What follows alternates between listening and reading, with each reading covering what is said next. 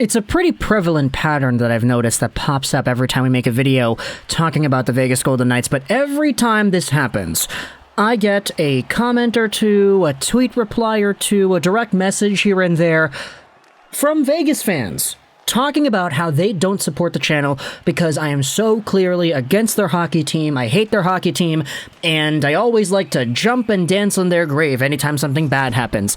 It happened when I talked about the Max Pacioretty getting traded for nothing deal. It happened when I talked about Nick Suzuki and all these other guys getting traded for nothing by proxy. It happened when I talked about the Eichel curse.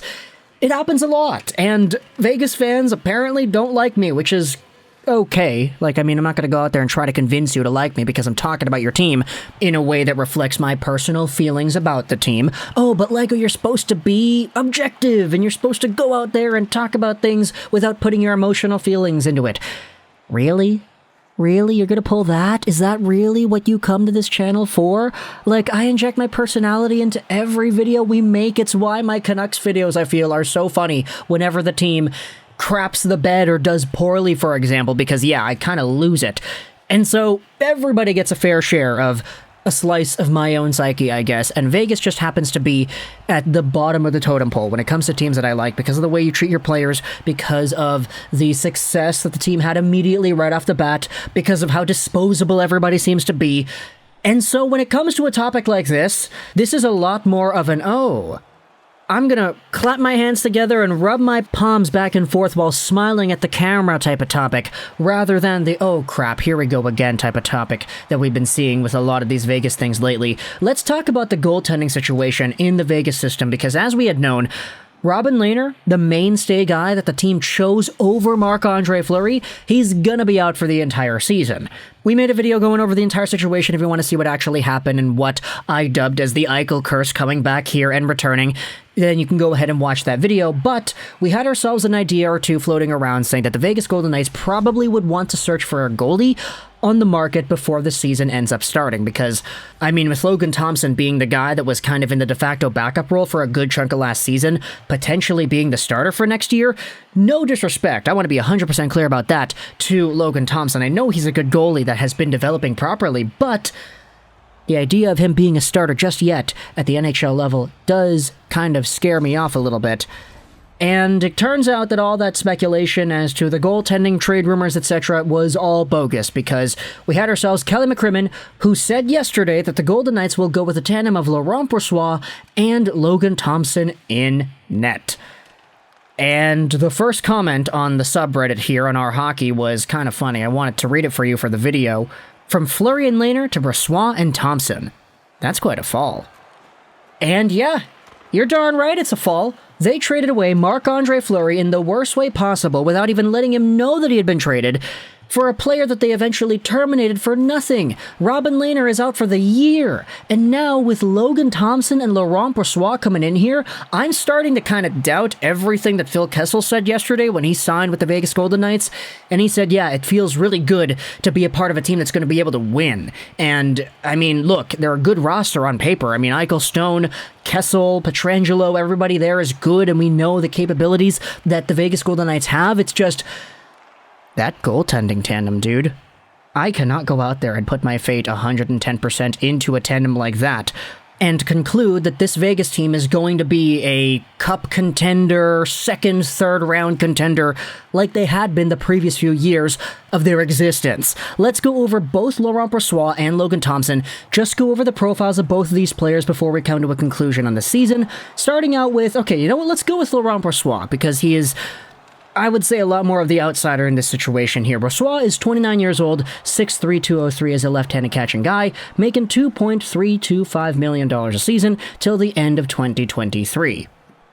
Last season, he was the backup for the Vegas Golden Knights, getting 24 games and having an .895 save percentage and a .290 goals against average.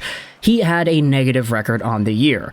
Now, the previous few years, he had been a part of the Winnipeg Jets organization, where he actually did start out pretty well. His first season in Winnipeg, he had a .925 save percentage in 21 games and a .252 goals against, plus a positive record.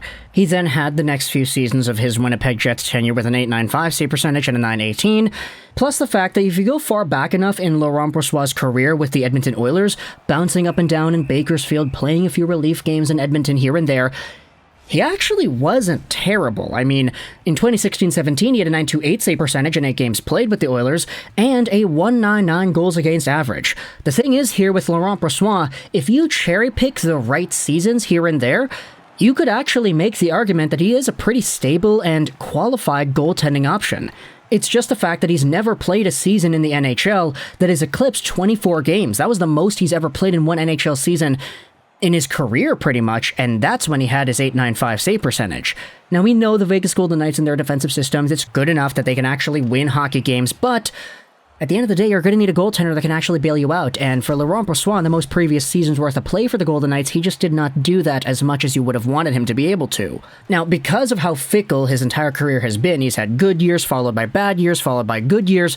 Who knows if 2022-2023, where Brossoit is probably going to play something in the 30, 40-ish games range, assuming the Golden Knights don't get any more goaltending help and they don't get anybody coming back, then we're going to see how good he actually is when it comes to playing an extended amount of time. It's just so far he has not proven, at 29 years old for that matter, that he is that good just yet. So Vegas, I mean, if you really want to go out there and throw a bone to the idea that Laurent Brossoit is a lot better than the numbers would indicate, then this year would be that season. Then you go over onto Logan Thompson, who has not exhibited the same type of path. He's 25 years old, so significantly younger, 6'3", 181 as a right-hand catching goaltender, so very unique right there for Logan Thompson. He was initially a player out of the U Sports before making his AHL debut in 2018-19. He worked his way up through the ECHL, eventually playing in the NHL the very next season. He was very good for the Henderson Silver Knights, getting a .943 save percentage in 23 games played in 2020-2021. And then he made the NHL full-time in 21-22, bearing all the injuries that occurred to the Golden Knights. He had a .914 save percentage and a .268 goals against in the 19 games that he played, also was a positive goaltender in terms of his record. So, with all things considered, Logan Thompson, even though he is not necessarily the player with the best resume in the world, he has shown off well, at the very least. He's been okay. And that's all you could really ask for out of a guy that has broken out onto the scene to the point that he's playing in the U Sports, what is that, like 3 years ago? And now he's in the NHL as a main starter? I mean, he may not be the main starter. It might just be a 1A, 1B situation, a fringe starter situation. Maybe both goalies play 41 games on the year flat, but that's assuming everything goes right according to plan. But either way, Logan Thompson has all the opportunity in the world to show off in this season that he is legit. He's been legit enough to compete at this level and to earn the trust of the Vegas Golden Knights fandom, but at the end of the day, you still have to win the trust over of the rest of the NHL's collective fan bases, because everybody just kind of looks at Vegas and says, you lost out on Fleury, you lost out on Lehner, now you have Brossoit and Thompson. Brossoit was never able to get it together as a member of the Winnipeg Jets, and Logan Thompson was playing in the U Sports program 3 years ago. He is fresh out of the ECHL just a few years ago, now he's in the NHL. What are you doing with an ECHL caliber goalie, man?